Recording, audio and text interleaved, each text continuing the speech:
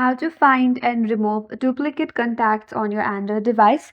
Hi everyone, this is Kate here and welcome back to the channel. And on today's video, we will learn how we can find and remove the duplicate contacts on your Android device. So without further delay, let's get started with this video. For that, open up Contact application in your device. Once you land on your contact piece, tap on Organize at the bottom right corner. At the top, there's an option as Merge and Fix. Tap on it.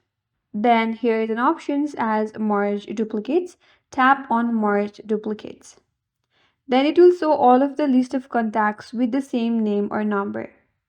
There you have to tap on Merge All at the bottom right corner, and after that, all of your duplicate contacts will be merged and you will not find duplicate contacts in your device.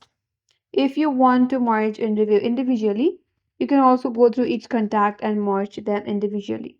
That's it. That's how you can find and remove duplicate contacts on Android device. And that's all for today's video. Hope this video was helpful.